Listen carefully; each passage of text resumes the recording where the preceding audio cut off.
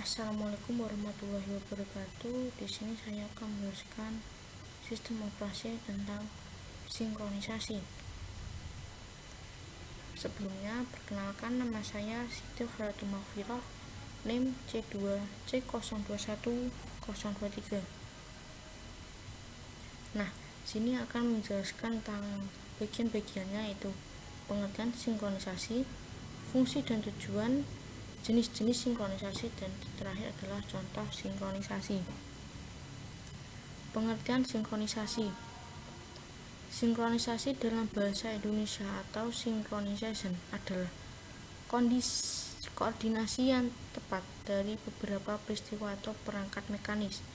Dalam dunia komputing, dalam teknologi informasi, ini mengacu pada koordinasi hardware, sehingga data yang dikandung atau disediakan dibuat secara identik, di mana hal ini juga sesuai berdasarkan dari sumber situs Computer Hub. Terkait prosesnya tersendiri, sinkronisasi ini membutuhkan dalam waktu yang singkat. Nah, sini saya juga memberikan tentang sync atau synchronize. Sync ini sendiri dari kata synchronize yang artinya mengatur dua tindakan atau lebih terjadi pada waktu yang persis atau sama. Terkait caranya sendiri, yaitu seperti saat Anda menyelaraskan perangkat seperti ponsel, PD, atau iPod, Anda menyelaraskan dengan data di komputer Anda. Hal ini biasanya dilakukan dengan menghubungkan komputer Anda melalui USB atau koneksi Bluetooth portable.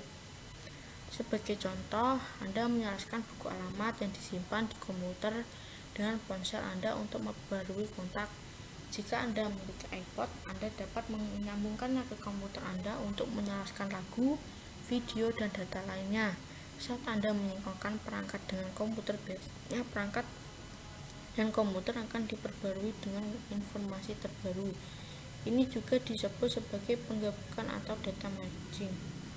Dalam prosesnya, sebagian besar program penyelarasan juga menghapus entry yang telah dihapus baik di perangkat atau komputer sejak sinkronisasi berakhir. Di sini saya akan menjelaskan tentang fungsi dan tujuan sinkronisasi. Fungsinya yaitu menyinkronkan sesuatu milik Anda dan hal lainnya seperti dengan Google dan layanan lainnya.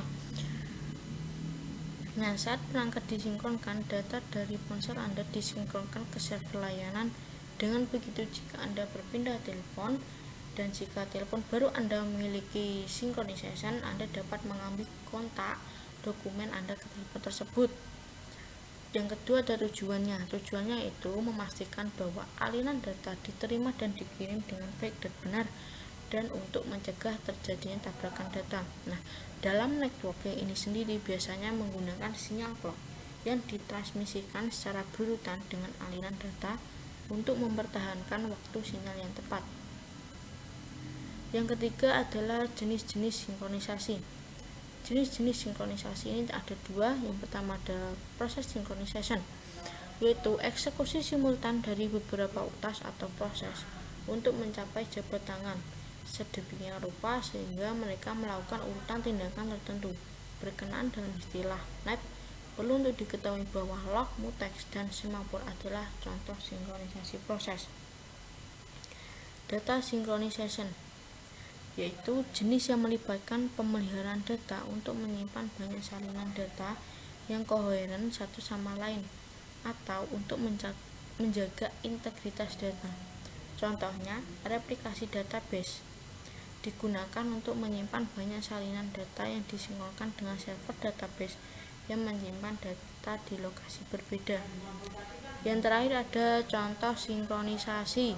Contoh sinkronisasi sendiri ada di Windows, yaitu sistem operasi secara otomatis menyinkronkan jam sistem perangkat dengan time server secara remote atau jarak jauh yang akurasinya terbilang sangat bagus.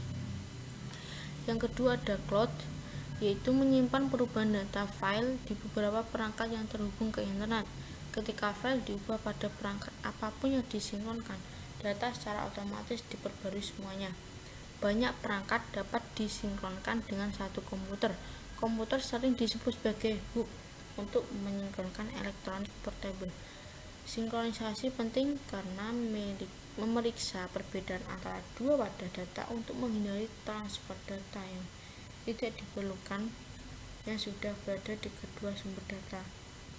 Oleh karena itu, skema sinkronisasi biasanya memperbarui kedua sumber data dengan hanya mentransfer penambahan, perubahan, dan penghapusan.